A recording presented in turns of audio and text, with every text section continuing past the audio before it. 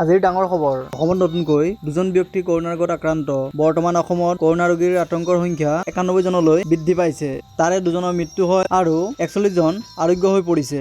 বন্ধুসকল দ্বিতীয়তে ওলাই আহিছে ভাল খবৰ সিবিএসইত পঢ়ি থকা ছাত্ৰ-ছাত্ৰীৰ বাবে যেহেতু সিবিএসই দশম শ্ৰেণী আৰু হাই সেকেন্ডাৰী সেকেন্ড ইয়াৰ পঢ়ি থকা ছাত্ৰ-ছাত্ৰীৰ হ'বলগীয়া পৰীক্ষা হোৱা নাছিলে 1 জুলাইৰ পৰা 15 জুলাইত পৰীক্ষা পতা হ'ব বুলি ছাত্ৰ-ছাত্ৰীয়ে জানিব পাৰিছিলে হেহে ভাল খবৰ আহিছে যে সোমবাৰে পৰীক্ষাৰ শেডিউল ঘোষণা কৰা হ'ব বুলি HRD মিনিষ্টাৰে টুইট কৰি জনাইছে বন্ধুসকল তৃতীয়তে এটা বেয়া খবৰ জানিব পৰা গৈছে আমাৰ ভাৰতক লৈ ভাৰতে চীনক পিছ পেলাই দিলে হয় বন্ধুসকল ভাৰতে চীনক পিছ পেলাই দিলে কৰোনা ভাইৰাছত আক্ৰান্ত লোকৰ ক্ষেত্ৰত চীনতকৈ বেছি কৰোনা ৰোগী পোৱা গৈছে ভাৰতত চীনত সৰ্বমুঠ কৰোনা ৰোগীৰ সংখ্যা হৈছে 82,000তকৈ অধিক আনহাতে ভাৰতত কৰোনা ৰোগীৰ সংখ্যা হৈছে 86,000তকৈ অধিক চতুৰ্থ খবৰ 23 জন লোকৰ মৃত্যু হয় অতি দুখ লগা খবৰ বৰ্তমানে আমাৰ হাতত আহি পৰিছে অতি দুখ লগা খবৰ যে যোৱাকালি 3 বজাত দিল্লীৰ পৰা ঘৰমুখী হৈ থকা দুখন ট্ৰাকৰ মাজত দুৰ্ঘটনা সংঘটিত হয় আৰু তাত 23 জন লোকৰ মৃত্যু হয় আৰু 15 জন আহত হয় আমি বৰ্তমানে জানিব পৰা মতে যোৱাকালি পুৱা 3 বজাত উত্তৰ প্ৰদেশৰ হাইৱেত দুৰ্ঘটনাটো সংঘটিত হয় এই দুৰ্ঘটনাত 23 জন লোকৰ